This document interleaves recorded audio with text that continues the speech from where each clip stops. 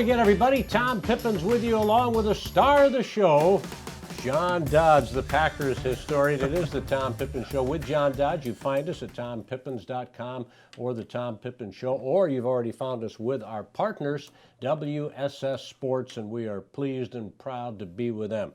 Matt LaFleur, first head coach in Packers annals to start his career 2-0 since Vince Lombardi. Not bad, right? And not bad at all. The win over the Vikings. You jump out 21-0. You win 21-16. Your take, you were there. The take would be the first quarter, you could just see a flash of what the offense could be. The exhibition season, you don't play anymore. The first week is their preseason. So the Packers scored 10 points against the Bears. Great Bear defense. They scored 10 points. But they scored 3 straight touchdowns in the first 3 drives. First 3 times they had the ball against the Vikings. Very impressive. And the scheme, they try to exploit the Vikings wide. And that's really interesting, I thought, because usually the Vikings like to take their really good inside linebackers and blitz around the center up the A-gaps to get right in the Packers' face. And the Packers countered that by taking the running backs and putting them on the outside or throwing to the outside or having them fake a jet sweep in motion and go to the outside and using them as a safety valve. I thought by widening everything out that was a key. It minimized the strength of the defense. And then Zimmer, their head coach, raised an interesting point at in the press conference. He said that it was the nickel back and the dime back that were hurt. That was the key, because what Green Bay did was they brought in 3 and 4 wide receiver sets, spread everybody out, took their good cornerbacks, spread them out, and put Davante Adams in the slot. So the inferior subs were guarding him, and they were hitting him in the first half. So he said Green Bay did a really nice job of hitting Allison and Adams against the inferior subs. So I guess that would be their nickel and dime back. So their 5th and 6th best DBs were out, replaced by the 7th and 8th best, and Green Bay exploited them. You have to love what they did early, and in particular, Aaron Jones running that football. For the first time, he reaches 20 carries in his young career. 23, 116 yards, and a touchdown. You get young 33 going, and that's got to be a positive. If he were durable, he'd be one of the top players in the league. You just don't know how durable he's going to be if you can give him the ball that many times. He doesn't break tackles, but he's a one-cut guy that goes right by, can go right by you, and he's incredibly shifty. I know Rodgers said his rookie year after the Dallas game, where I think he had 100 yards rushing, he said, he's the best running back I've ever played with in terms of vision. You can give him the ball, and he sees the entire field, and he can cut away from and through trash, which is a very rare thing. And that includes Marshawn Lynch, who he played with at Cal. So Marshawn Lynch played with A-Rod at Cal. So that's interesting. He was even catching, Jones was catching Rodgers' pass out in the flat and in space, which, you don't know. He hasn't been healthy enough to utilize them, but they were trying, and a couple times there was one play that could have gone for a touchdown, but for a great play by Kendricks, their middle linebacker. Really good player. Yeah, he was guarding him all the way, but that's great news for Green Bay. Yeah, one super cutback I saw, having been there as well in the stands. It's impressive. Now, they bottle them up, though. Zimmer makes the adjustment. The Packers adjust, and Rodgers said we just didn't execute. But does this speak to the concern, again, that the Packers have to have, or certainly Packer Nation, over the lack of a big play threat as the second receiver behind Davante Adams? That'll always be the problem, I think, this year. In fact, I can already plan out the 2020 draft next April. Yeah. And the weaknesses are you need a big-time receiver to complement Adams. Probably the biggest priority is a blocking tight end who can get over the middle. Then you need another running back. Then you need an offensive tackle. Those are the 4, and I think they won't have to draft a cornerback. They drafted it in 15 with Randall, then they drafted in 17 with King, and then 18 with Alexander, and now 19 with Savage. So they've rebuilt the secondary. Those guys can play. Knock on wood, they're healthy and they can keep going. But it's the offensive players. Can they develop MVS during the year or Davis during the year? I think so. But one caveat: the Chicago Bears defense and the Minnesota Viking defense are terrific, as is Denver next week, and Philadelphia and Dallas is. So Green Bay is really the first half before the bye. They're really catching it, but they have enough. I think they do have enough. Do. Yeah, I 75 yards over the last 3 quarters. I mean, it was certainly frustrating to see. But you're looking for the guys they have to develop. You take an MVS, he makes a couple of really good catches. It seemed as if he had at least a couple that he should have hung on to. Rodgers put the ball right there. There was one play by the Viking bench where he made a jump of about probably 5 yards. It seemed about 15 feet, and the new rule a couple of years ago, they changed it where you have to land in bounds, and I think Waynes did a great job of just carrying him out of bounds and throwing him, so that's considered an incomplete pass. You could see the limitations of MVS. There was one time in the fourth quarter he could have gotten a first down. It was about a third down and maybe 10, and at 8 yards, it looked like he had it if he went for it and dove for it. Instead, he kind of hesitated, waiting for his blocker. Don't know if he was concerned about getting hit or wanted more help, but he ended up accelerating again, and he ended up with, I think it was 8.5 yards, just short of the first down. It'll be interesting to see if he learned from that. He could. I remember when Devontae Adams was a rookie, he barely made any impact at all the first 3, 4, 5 games, and then at Miami, he was terrific. So you're hoping for that growth in the second year we talked about. They're up 21-7. They're driving, and Geronimo has that fumble. So, again, the frustration with the offense. But we'd be remiss if we didn't talk about that incredible defense, because it did win the game. They had a tough time stopping Cook, who's one of the brilliant, I think Aaron Rodgers said he's one of the top backs in the league. However, overall, they were just outstanding, forcing turnovers. Were there not 4 of them that they forced against the Vikings? And you talk about the kids in the back. Kevin King had a great game, a super interception. Savage, the rookie, the safety who doesn't play like one. Thankfully, he hurt his foot on the last play of the game, as we got a report on Tuesday. A bone bruise, a contusion, but a light week. He should be good to go at Lambeau against the Broncos. So overall, in the Smiths, I mean, there's a lot we can say about this defense that you have to be encouraged about. Kirk Cousins came into the game as he averaged 380 yards against the Packers historically. He had been undefeated against Aaron Rodgers, and his quarterback rating was 124. Now, the 124 and the 380 yards were NFL records. No opponent had ever, against another opponent, had passing stats that high. And Pettin said the reason for that is Kirk Cousins can be a very good quarterback if he has time. But if he doesn't have time, now the Packer defense this year, since King is healthy, they can put Alexander in the slot, and it's an entirely different deal. And now they have 2 safeties with a pulse, unlike last year. So now you have guys that can guard in the back, but now you have pass rush, and they have pass rush with 3 defensive linemen, with 4 defensive linemen, with a blitz outside, or with 6 with 2 blitzing.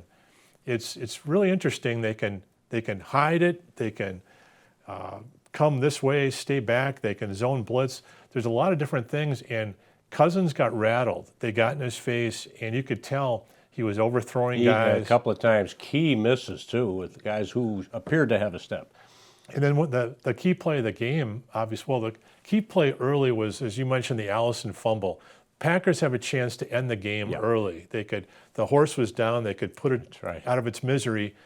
But he fumbled, and they came back into the game. But at the end of the game, the Packer defense, which they're easy on the Packers during training camp, so they don't tackle. You don't want to get anybody hurt.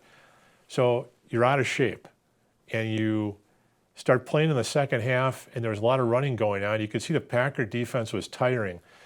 Minnesota ran all the way down to the 8-yard line, and then they threw a pass, and Lowry got into Cousins' face.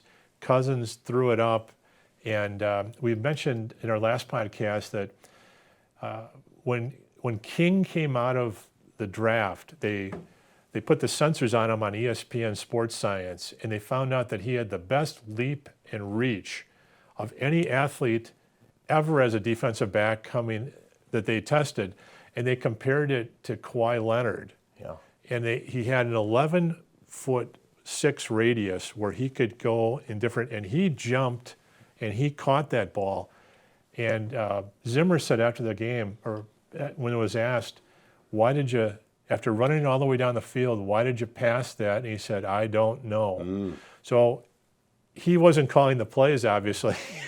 So that was conversation went on Monday, I suspect. So that was not Sunday night, huh? That was an outstanding play by King. That was probably the most important play of the game.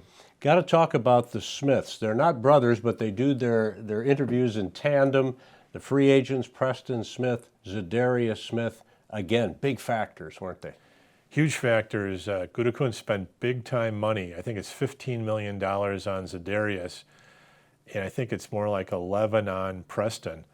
Totally worth it. They look like they're professional. They do their jobs, but they give you what Clay Matthews, who just had bad hamstrings and bad leg muscles, and Nick Perry couldn't. They give you pass rush, at least for these 2 games so far. And as I think Gary Ellerson would always say, you can't help the club when you can't get out of the tub. Yeah. And that's, Nick Perry was always injured. Clay Matthews was maybe subbing him because they had to rest him in certain spots. So far, so good. Don't overuse them. But Fackrell, I think, is good enough. And they put in Rashad Gary a little bit. They played him 14 plays. And he's a one-trick pony right now. He's a bull-rushing guy, but he's got speed. So we'll see what happens. Baby steps with him so far.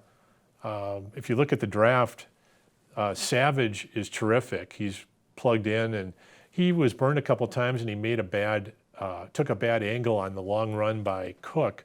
But good running backs will make you take bad angles. He's got to get used to the speed of the game, but he's sensational. And then also impressive was the second-round pick Jenkins. They put him in for about 20 or so plays for Lane Taylor. And Lane Taylor, on 2 healthy ankles, is an above-average guard. But I was watching Jenkins, play left guard, and he was terrific. He could get out there. He didn't back down to anybody. He was pushing people around. And as good as the Viking defense is, it's not as good as the Bears. The Bears' defensive line are a terrible matchup for the Packer offensive line. But and I think Turner and all the guys played better against the Vikings because they're bigger and slower. The Bears have that quickness. The Bears are big just, and fast, just aren't elite. they? Yeah. You said before, Brian Bulaga is a key to this if he's healthy, and he played well. I'd like to cover a couple of areas before we wrap up here, John, as it relates, number one, to the great Bart Starr and his being honored. At this stage of life, you work them.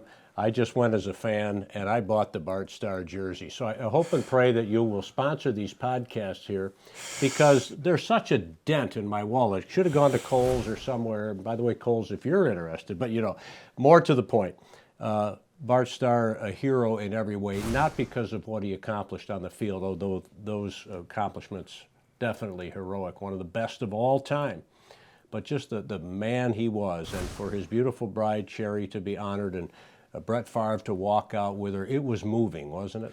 Yeah, terrific job. It wasn't overplayed. They just did it in a very classy way.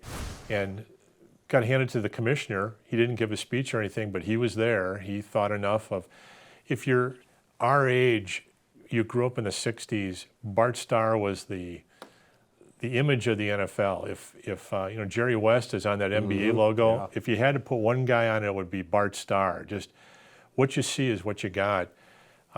Hearing the story that Brett Favre told about he would send him a handwritten note after every game he started. So he'd hand him a note just to what he thought, and hey, always keep your head up. But I thought on Sunday I was just struck by Cherry Star.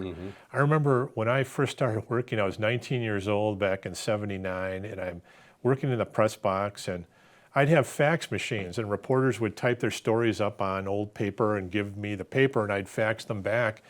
And she'd walk around the press box, say hi to everybody, and I was having trouble with one of the press boxes, one of the fax machines in the back of the press box, and she came back and she said, why, son, are you having trouble with that fax machine? Could I help some way? Oh, Mrs. Starr. And I fixed it. I said, oh, Mrs. Starr. But the fact that she was the Southern lady that came back, I told that story at a picnic this summer with a gentleman who went to law school at Marquette with Bart Starr Jr. And Bart Starr Jr. went to Marquette for 2 years, then transferred down to Alabama, I believe, and then is practicing in Birmingham. And Bart Starr Jr. invited him up to play tennis, and for the weekend, he said he went up to the Starr home. There was a big tennis court next to the driveway. There was a swimming pool in the back, and Mrs. Starr met him at the door. He stayed overnight 2 nights. She treated him like he was royalty, and he just couldn't say enough about Cherry Starr. And when in Bart's older years, when he'd come up for autograph signings at the Milwaukee Athletic Club, I would watch Cherry operate, and she basically had his back. She told him, okay, Bart, do you have your meds? Did you take your meds? Great. Okay, we're going to do this. Okay, Cherry, got it. Hey, everybody. And he would do his thing, and she would be watching, and she'd be looking out for him, and did that the last, probably all his life. And if you want an example of the love of Jesus, just look at her. And it wasn't lost on me that, again, Roger Goodell boos from 79,000 people. It just happens. But Cherry Starr went out of her way to say, thank you so much, Roger, for being there for Bart at his funeral ceremony and giving such an eloquent speech, and then those boos turned to cheers. So as we celebrate Bart Starr, we must celebrate Cherry Starr as well. 65 some years, what a beautiful union. Okay, so the Packers are 2-0. I want to talk to you about Aaron Rodgers, a little spat with Matt LaFleur during the game, the win over the Vikings. But why don't we save it for our next hit? That'll be our little tease as we look ahead to the Denver Broncos. So for John Dodds, the Packers historian, I'm Tom Pippins. Thanks for tuning in, and we'll put up another segment for you looking ahead to the Denver Broncos. Can the green and gold of Matt LaFleur go to 3-0?